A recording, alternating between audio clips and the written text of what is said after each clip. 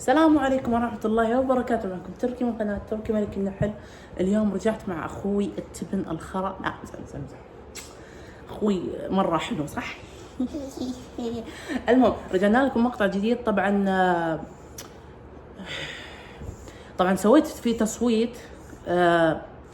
إذا تبغى كنت أبي أنزل مقطع اليوم، فقلت تبغون روبلوكس ولا قصة، لأن أمونج أس انتشرت عندي كثير بالقناة، فيعني نبغى نخفف أمونج أس.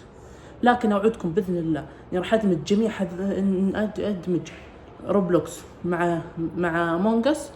شو اسمه هذا، ألعبهم واحد ربع ساعة وهذا ربع ساعة، يعني تقدر تكون 15 يعني يصيرون 30. اعذرون على القصور طبعا يا جماعة. طبعا يعني أمي الله يحفظها لي والله يحفظ لكم أمهاتكم، قالت لي خل أخوك يصور معاك. طبعا أخوي هنا مو هو بضيف شرف ولا هو بشيء، بس هو جاي كذا بس عشان يسمع وعلى غلط. طبعا راح أحكي أنا هالمرة قصة، لأنه كثير مرة يعني من زمان ساحب على القصص وأيام. ممكن تخليني أشرح يا عمر؟ وممكن شو اسمه هذا، ممكن تاكل زي الناس يا كلب. اعذروني يا شباب، هذا أخوي ما يفهم، اعتبروه إنه مو موجود. أبي أحط صورة واحد مكانه، اعتبروه يعني أحط صورة عبد الله فالح، مو مهم. أوكي، عنوان القصة شو اسمه هذا، ليش أنا بزرة. تقول صاحبة القصة. طبعا راح أحكي بصيغة القصة كان حصلت معي زي المرات اللي طاف مع عمي زياد هيرو، مع شو اسمه هذا. يمكن ما نزلت قصة الوحدة إلا معه، ونزلنا في قناته لعبة أونو. تقول صاحبة القصة أنا اسمي جمان، عمري حاليا ما بين 55 سنة. لحظة شوي شباب، شوي وارجع لكم. شباب بنروح مشوار قريب ونرجع لكم، فترقب اصبر شوي. السلام عليكم. على طول أول ما أرجع بنزل. هلا بمتابعين الزينين، رجعنا. اعذروني إذا تأخرنا شوي، لكن يعني أمي طلبت مني أوصل حاجة ووصلتها سريع ورجعت. يلا نبدأ بالقصة. طيب، تقول صاحبة القصة أنا اسمي جمان، حاليا عمري ما بين 55 أو 40 كذا، أو 47، ما أدري، ما أذكر عمرها كويس. عمري أقصد يوم كان عمري 19 سنة كنت أنا أحب فكرة الزواج. ووقتها ترى كانوا يزوجون الأطفال الصغار عادي، اللي تحت 13 كذا شيء، أو حتى يمكن بال15، باختصار تحت 18. طبعا ما كنت أعرف شيء اسمه زواج وكذا، إنه في مصاريف وحمل وجسم هذا وقروشة. فأنا وافقت يعني على أساس يعني إنها حفلة، لكن ما دريت إنها زواج.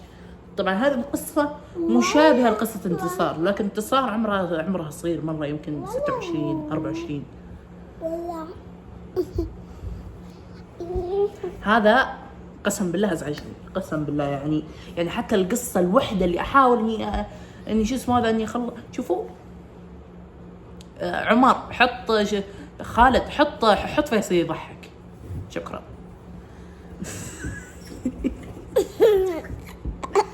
فوافقت على الزواج. تزوجت على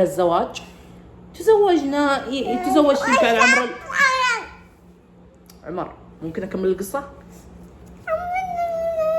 المهم تزوجت ويمكن عمري ما بين 15 16، والله اني ما اذكر الامانه. صاحبه القصه هي اللي ما تدري، اما اللي انا اكيد ادري ان هي ما تدري. ما دريت الا لما زوجي قال انا تراني انا الحين حاليا زوجك ولازم تطيعيني بالحرف الواحد. ترى انا مصدر الدراهم، يعني قصده طبعا اي معروف اي حر بتتزوج اكيد انه رجالها هو مصير الفلوس، الدراهم الدريهمات. لكن في اغلب الحريم ممكن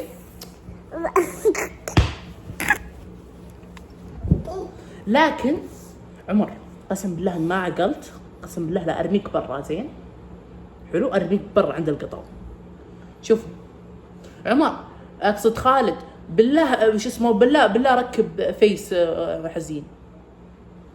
شكرا. نكمل. طبعا اللي ما كنت ادري عنه انه في شيء اسمه شهر عسل. حلو على زماننا يعني بعد.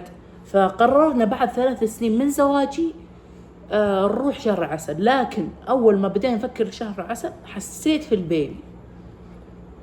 طبعا وقتها كان عمري 17 سنة. حلو. استغفر الله شباب، قسم بالله قولوا لي اذا هو انا بحط لكم منتدى. حلو. وقولوا لي اذا تبون هالزفت يطلع معنا بالمقطع ولا لا، ولا بس احطوا تصاميم. استغفر الله. ممكن اكمل قصتي؟ ممكن اكمل تدري انا طلعت برا.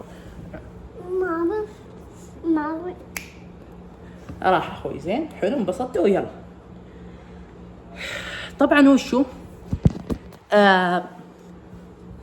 طبعا انا كنت احس براس البيبي.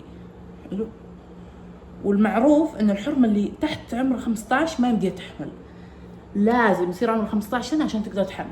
الحين تغير الوضع، لازم عمر بنتك او انت يا حرمه الله يحفظك لك ولاهلك، لازم يكون عمرك يا اما 18 فوق. حلو. يا ما في زواج عادي. ترى ما ادري انا مالي دخل، انا بس سمعت هذا العلم وحبيت اقول لكم اياه.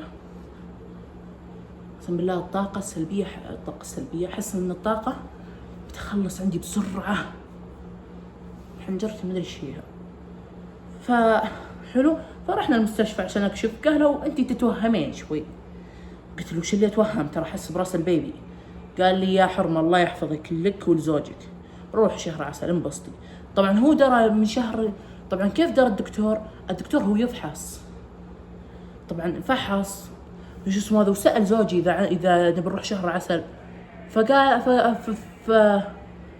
فقال ما نبي نروح شهر عسل الا لما نتاكد انه في بيبي. حلو. قال لا ما في شيء، روح شهر العسل، الله يحفظكم البعض. قلنا له الله يسلمك ويسلم لك زوجتك. هنا بدأت القصة. قال لي انا ما عندي حرمة. قلت له طيب وش طيب الله يزوجك الاحسن وحده. قال انا مقطوع من شجرة. قلت له دكتور، طبعا زوجي قال دكتور لازم اسجل رقمي، يعني لازم تسجل رقمي عندك. سجل، اخذ الرقم. حلو. وخططنا لشهر عسل ورحنا. حلو.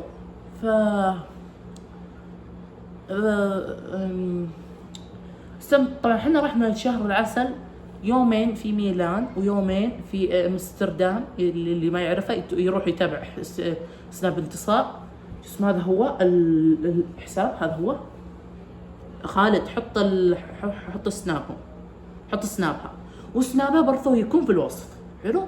اللي يبغى يعرف وين انتصار وين تروح. طبعا هي راحت للنرويج وحاليا هي في ميلان، وكانت في امستردام. اول سفرة لها كان في امستردام. طبعا هي تحجز تذاكر على طول من الدولة وتروح للدولة الثانية. حلو. اذا حابين يعني، بس ترى ما انصحكم تروحون على حسابات بناتها لانه ما ينزلون شيء. يعني اقصد على حساب سمية الشريفة، لا ما ينزلون شيء. على حساب امهم. ما ادري ايش كنت بقول. طبعا انبسطنا شهر العسل بالنرويج وبامستردام، انبسطنا يعني.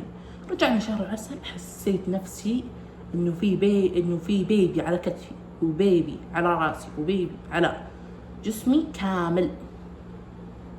فقال لي اكيد انها سبب الحمل. رحنا على طول المستشفى وحنا راجعين من شهر العسل يلا نقدر نحط كلمتين على بعض. قلنا للدكتور، قلت للدكتور حالتي انه للحين صارت اصعب من اول. ففحص مرة ثانية وقال ألف مبروك. طبعا هو وقف شوي بعد ما قال كلمة ألف مبروك، جلس دقيقتين يهوجس. قلت له دكتور كمل، طيب ما ألف مبروك على ايش؟ قال لي انت ما تعرفين اصلا البركة من مين؟ قلت اكيد من رب العالمين سبحانه وتعالى. فقلت ونعم بالله، لكن ايش السالفة؟ طبعا انا يعني اسال لاني ما اعرف وش هو الحمل ولا هذه الاشياء. حلو. فقال انت حامل. قلت له حامل بايش؟ وش حامل بالماس؟ طبعا انا كنت استهبل يعني. قال اقول هيك هذه نعمه من رب العالمين. اسمه هذا جاك ولد. انا انصدمت.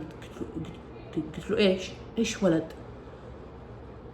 قال لي شوفي ولد اللي هو شفتي الحريم إذا تزوجوا ببعض الأحيان يحملون يا بنت يا توأم يا إيش. فشرح لي جميع أنواع فصائل الدم وش اسمه هذا وأنواع الحمل. حلو. فأنا فهمت يعني، قلت طيب العملية حقت البيبي صعبة؟ قال لي والله الأمانة يعني شوي صعبة. قال شوي صعبة لأنه هو أصلا ما يعرف لها ولا يعرف العيادات البطن، لكن هو كاشف على شو اسمه هذا، كاشف على التحاليل. اللي يجي عنده أي واحد ويشكي له. حلو. ويروح الدكتور يفحص، ياخذ الأشعة ويفحصه ويشوف السبب. طبعا الفحص من الدم، دخل لك كمية دم في كيس كامل وتروح تكشف عليها. هاي اللي أنا أعرفها، أما الباقي السلام لي. لحظة. أوكي. قلت أنا ما أبي أحمل بالولد هذا نهائيا، لا تفكرون إني أنا أحمل فيه. قلت هي. فقال زوجي هي أقول شو اللي ما تحملين، شو اللي ما تبين تحملين ما تحملين، حمد ربك إن جتنا نعمة. قلت له أي نعمة. طبعا أنا يعني ما كانت علاقتي بالله قوية. حلو. تعرف اللي تقول عنه يا ولد هذا مسلم ولا ما يصلي، هذا هو نفس الشيء. فقال لي كذا أقول أنت زوجتي على سنة الله ورسوله وأنا أبغى عيال كثير. قلت له والله تزوج واحدة ثانية، أنا شو اسمه أنا ما هي حقت منجبة أطفال. حلو. طلقني.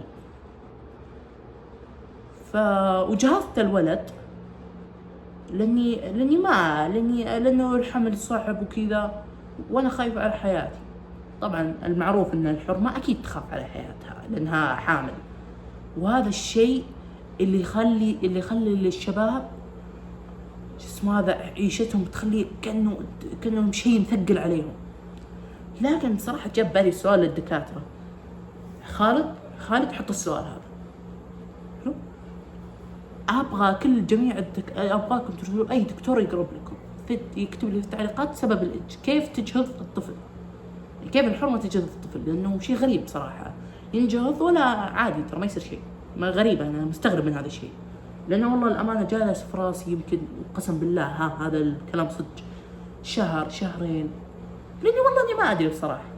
طبعا القصة ترى طويلة، فيعني خلكم مع المقطع وضغطوا زر اللايك ستذكركم واشتراك وتفعيل جرس التنبيهات وكود ريتم ما ننساه.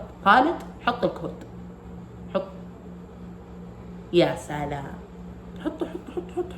حطوا بفورتنايت، حطوا بروكت ليج، حطوا بأي شيء. أهم حاجة إنك تدعمني وأنا بس أبشر من عيوني أنزل لك المقاطع اللي تبيها. خلينا نكمل القصة حاليا. بعد يمكن سنة سنتين أمي قالت لي إيش رأيك تتزوجين يا بنيتي؟ قلت له طيب والحمل؟ قال لي طبعا هي ما كانت تدري عن الحمل، أقصد يعني ما كانت تدري عن موضوع الحمل تبعي. فقالت طيب قلت له طيب والحمل؟ قلت له أنت وش دراك عن الحمل؟ قال لي الدكتور كذا وفحص جميع أنواع فصيلة الدم وفصيلة شو اسمه هذا، فصيلة الدم حق الطفل وأنواع الحمل. قال لي يا جميع أنواعها، يعني كتبها كذا في ورقة. طبعا تعب يعني هو من كثر ما يكتب عليها. حلو. وسلم لي إياها وقال تفضلي عشان ما تنسي. حلو. فقررت أتزوج، ولكن هالمرة أستخدم حبوب. وأنتم تعرفون أن بعض الحريم المتزوجة خصوصا في قلم رصاص، حلو، يستخدمون الحبوب. أن في نوع من أنواع الحبوب يخلي المرأة ما تحمل. إذا استخدمته يمكن شهرين، ترى ممكن أكثر، ترى ممكن سنة سنتين ثلاثة، يعني ترى ما أدري. ربي هو رب السماوات والأرض هو الذي يعلم. فتزوجت واحد ثاني، وهالمرة بعد 9 شهور بالضبط من زواجي حملت. والصدمة ان بطني كان كبير. فيوم رحت اكشف قالت لي انت فقالوا لي انت الف مبروك، الف مبروك، حملتي ب5 توأم بعيال، 5 توأم بنات من كبر البطن ما شاء الله. هذا ما شاء الله، هذه مستحيل تصير معي. طبعا باركوا لعمتي لانها جابت توأم 2 عيال. حلو. فهالمرة قالوا انت شكلك مستخدم حبوب. قلت له حبوب ايش؟ قال لي حبوب الحمل. يعني حبوب الحمل هذه ما تخليني احمل او تخليني ما احمل؟ قالت لا، الحبوب اللي استخدمتيها خليتك تحمل. ايش اسمه هذا؟ انت كنتي تدعين واجد انه يجيك عيال. ايه من جد انا كنت قبل ادعي واجد عشان يجيني عيال. فربي فتح ابواب السماوات والارض علي، يعني فتح لي جميع الابواب. كذا حسيت انه انا في غاية الروعة، يعني ونعمة بالله. فوشو طلعت وبعد شهرين طلعتهم كلهم. حلو، جالسين يكشفون، ايدهم طيبين خير. حلو. والمشكلة عددهم كبير، 10. هذا من وين نصرف عليهم؟ انا راتب زوجي 1500 ريال بس ما يكفي. فقرر زوجي انه يشتغل في العسكر، والعسكر قرر انه يشتغل من الساعة 1 بالليل الى الساعة 1 الظهر. يعني مو لاقي الوقت ياكل ولا ينام. من جد حقيقي. وبعدين ما ادري والله وش اقول. يعني مش يعني بس ترى كذا يكسب. تدرون كذا على هذه الطريقة كم يكسب؟ زوجي طبعا كذا كسب 250 ريال في الشهر، في بداية الشهر. حلو. بعدين بعد شهرين بالضبط جمعنا حوالي 700,000 أو 25,000. 725,000 ايه بالضبط. فوشو؟ فقلت زوجي اشتغل على هذه وابي اضبط لك جميع انواع الاكلات اللي تبيها. حلو. فوافق زوجي، بس قال اسمع، ما يمديني حاليا اني اتحرك، لان المعروف ان المرأة لما تكون حامل او لما تجيب الولد ما يمديها تتحرك. يعني تقلنها اول مرة نولدها، او تقلنا اول مرة تمشي. حلو. فهي تحاول تبدأ تمشي شوي شوي. طبعا يمكن من اسبوعين تظل في السرير او تبدأ تمشي على عكاز. يعني ما ادري والله وش اقول لكم. المهم فوشو؟ الأمانة كنت يوم الأمانة طبعا طلعوا عيالي وبدينا 40 يوم والحمد لله ولكن كانت أسوأ 40 يوم في حياتي. حلو. ما أدري، لأن الأمانة يعني هذه أشياء خاصة لعائلتي وما أنا حابة أقولها. فوشو؟ وبعدين بعد سنة سنتين، حلو، كبر الولد الأول صار عمره 2 سنين. حلو. وطبعا اسمه صامد مثل اسم ولدي. أنا ما عندي ولد يعني، بس كنيتي أنا أبو صامد. خالد طلع اثبات الكنية، هذا هو فوق. شفتوا ان انا شفتوا شفتوا هذا هو مكتوب فوق. شوف عمر حطه فوق. يا سلام، تعجبني يا عمر يا خالد. فاول حاجه شوفوا هذا المقطع، شوفوا هذا المقطع الحين حاليا. فبقفل الكاميرا وتشوفون المقطع وبعدين نرجع نكمل وباك تعطون رايكم. فلوس ويا اللايمة قيد الحجاب وضار، هذا صار غناصيرة ما حد عرف وياه. قوليلي وش تبغيني والليلة من قلبك قاسع الشقة بالليلة. قوليلي وش تبغيني والليلة، ليش فشلتي في الحب فشلتي ويا العيانة.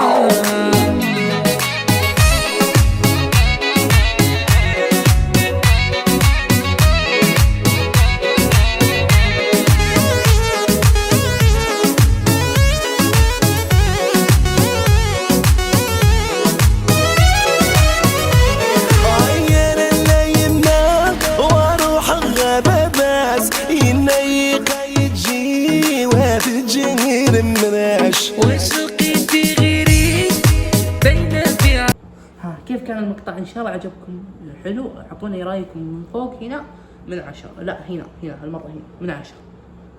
نكمل. فوشو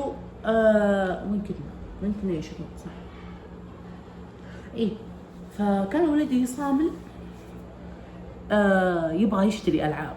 قلت له مو الحين يا ولدي، لما تكبر يا زياده. فقال طيب اشتري، طيب ابغى اتابع تلفزيون. وهنا كان أسوأ شيء في حياتي حرفيا لولدي انا.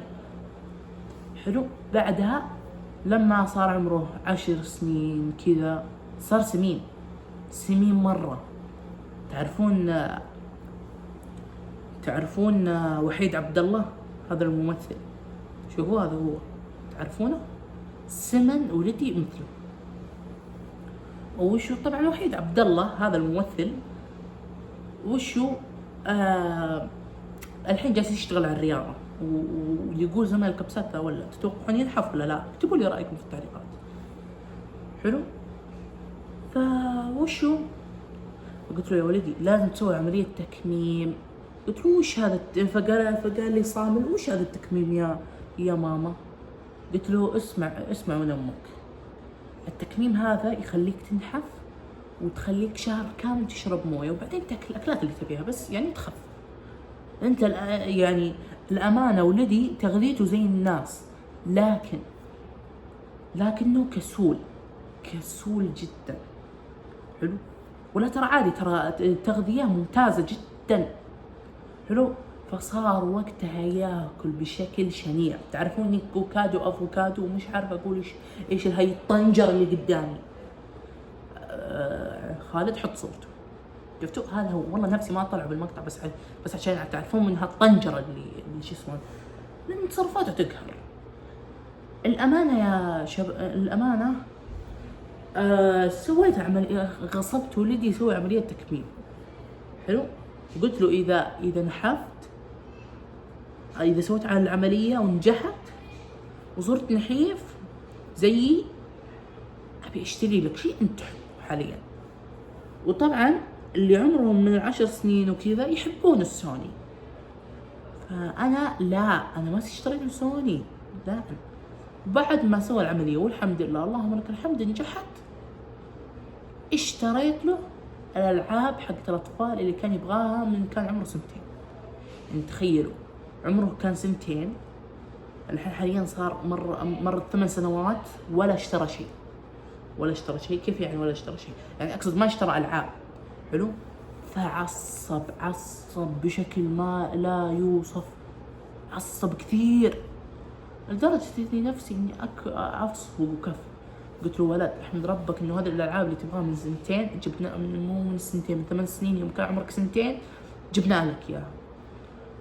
فصفقني كف وقتها، كان ما تقني انا امه، صفقني كف وانا جيت مسكته واستحت راسه بالارض وانكسر راسه من ورا وجلس يشرشر دم.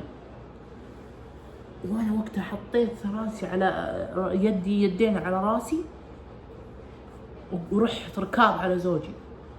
حلو. وقلت له تعال بسرعه خلينا نودي ولدنا المستشفى. قلت له اي ولد؟ قلت له ولدك الكبير صامل. قال لي شو مسوي؟ قلت له اتصل على الشرطه بسرعه، اتصل على الشرطه والاسعاف بسرعه.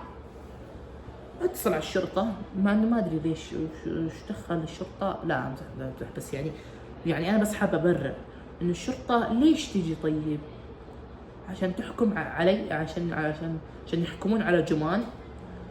واتصلت على الاسعاف، انا جمان طبعا. اتصلت على الاسعاف وجاء الاسعاف خذوا ولدي وجلسوا يسوون تحاليل، يقولون ان الولد فقد جميع ذكرياته، يعني ما يذكر ولا شيء. فانا قلت اللهم لك الحمد. تدرون ليش؟ لانه كذا بينسى التلفزيون ولازم ما نوريه. حلو.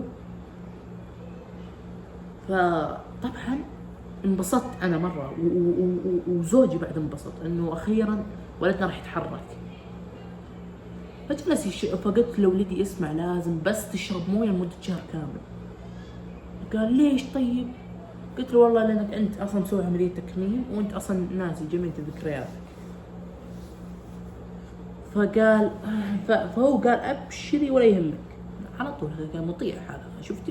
شفتوا من النسيان وش يصير؟ النسيان في الذكريات يصير يصير يفكر في امه، يفكر في جميع، يفكر انه يرضيها. طبعا هذا للجميع، الشخص اللي يفقد الذاكره.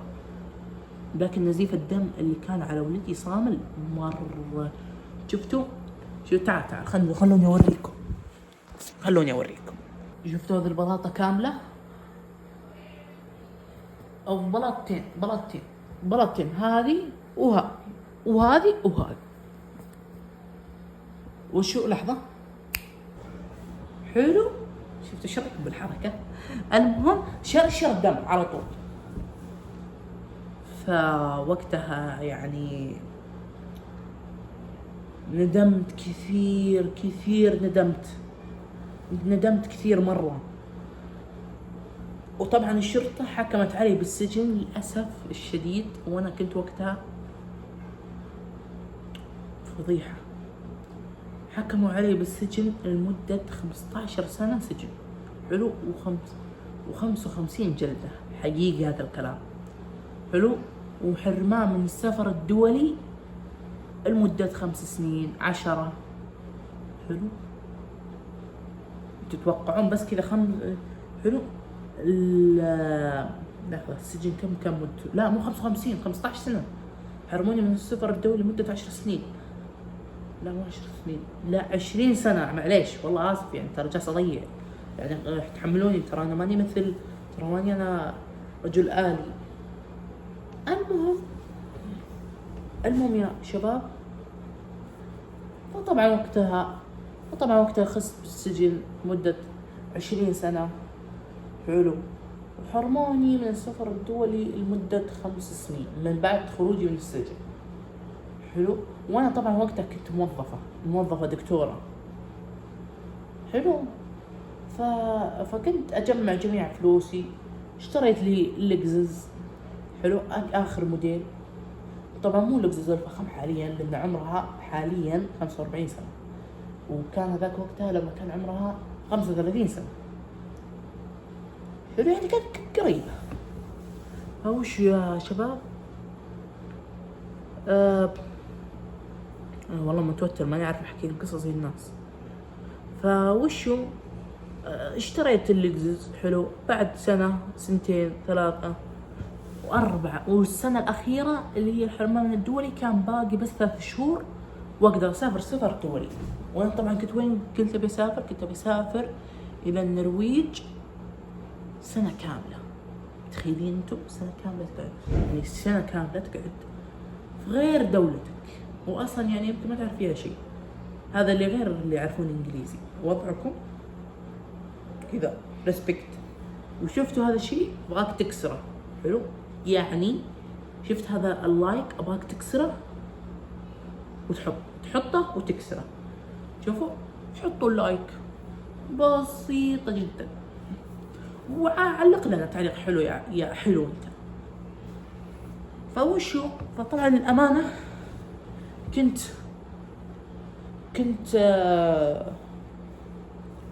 رايحة النرويج، حلو، أنا وزوجي وعيالي. جلسنا سنة كاملة في النرويج، اللهم لك الحمد. ولكن في شهر رمضان رجعنا السعودية. بعدين يوم خلص شهر رمضان الكريم وخلص العيد رجعنا النرويج مرة ثانية، حلو. وتعلم ولدي هناك اللغة الإنجليزية والبريطانية، يعني اللهجة الأمريكية والبريطانية، يعني هو شو. فيعني انبسطت أنا كثير إنه ولدي صار يعرف، حلو.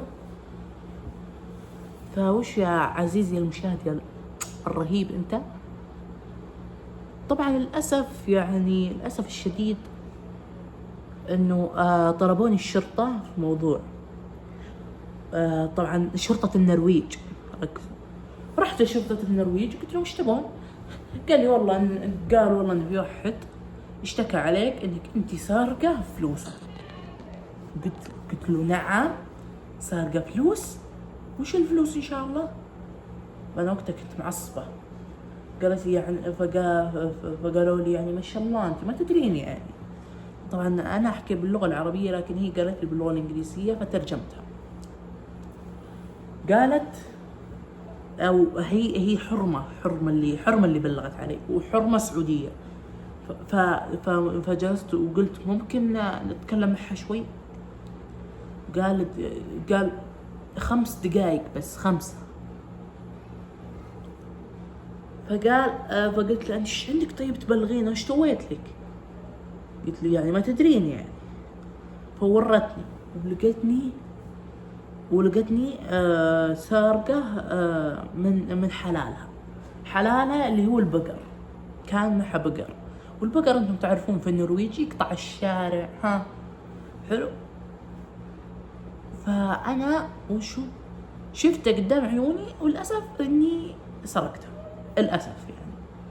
الله يسامحني ان شاء الله، مو انا، لا جمان، الله يسامحها ويسامحني على الله يسامح كل مسلم على جميع خطأ سواه، والله هم اغفر للمسلمين والمسلمات الاحياء منهم والاموات.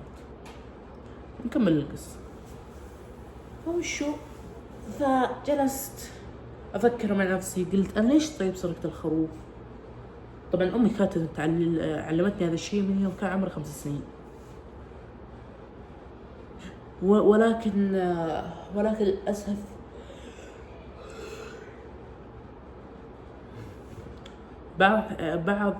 بعد القضية هذه اللي حليتها، الحمد لله اني بغيت ادخل السجن، وعوضت لها بدال البقرة ناقة. هي كانت فالحرمة كانت مستغربة.